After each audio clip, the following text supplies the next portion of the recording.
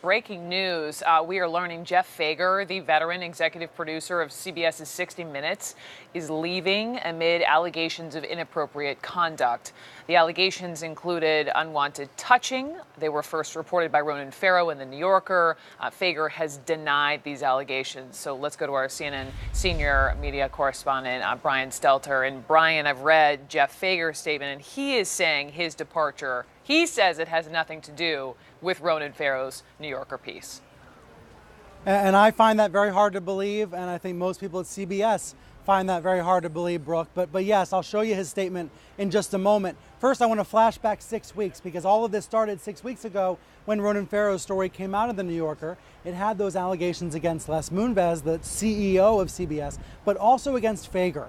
Farrow spoke to sources, 6 sources, who said that Fager had made unwanted advances over the years, unwanted touching and things like that. He also spoke to other sources who said that Fager enabled a culture, a toxic culture of harassment at 60 Minutes. This was very sad to read on so many levels. Sad for the women involved, sad for the program. After all, 60 Minutes is the best known, best watched news magazine in America. But this was a problem inside the news magazine. All throughout August, Fager was vowing to stay on, vowing not to leave the network. But now here we are, 2 days after Moonves left, Fager is leaving as well.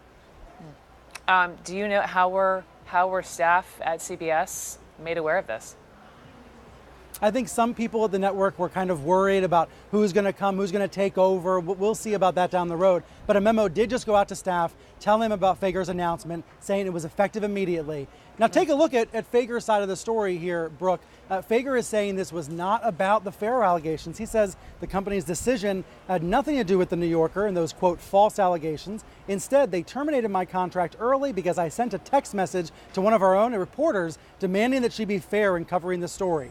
So read this, Brooke, see if you believe this. Fager says, my language was harsh, and despite the fact that journalists receive harsh demands for fairness all the time, CBS did not like it. One such note should not result in termination after 36 years, but it did.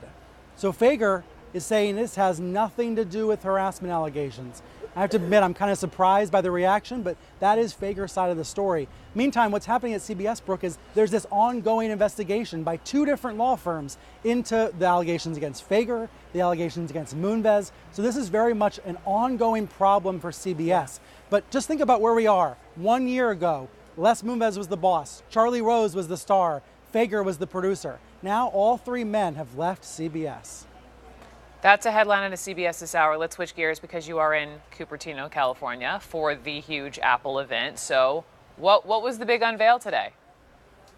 Yeah, I have to admit, I thought the Fager announcement would come later in the week. I'm here in Cupertino because this is Apple Day. This is almost like Apple's national holiday where they come out, they unveil the new iPhones and new products. The event's still going on, Brooke, but we've heard about several new iPhones, including one called the XS. It's like tennis, XS, okay? So I have to learn how to pronounce it right. This is going to be the new top-of-the-line iPhone, the XS Max. It's going to have a bigger screen than the current iPhone 10. It's probably going to cost a little bit more money, and it's, of course, as with everything Apple, they always promise more and more and more. So more space for your photos, a better camera, a better processor. But I'm actually most impressed by the Apple Watch announcements. These are really interesting announcements about the new Apple Watch. I have the old one on, but the new one's going to be a little bit bigger, and it's going to monitor your heart in brand new ways that have been approved by the FDA. So now Apple will be checking your heart rhythm, seeing if you have atrial fibrillation.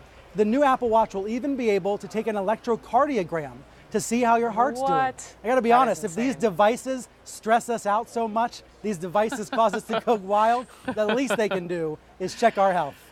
Oh my goodness. Brian Stelter, thank you for the update on Apple.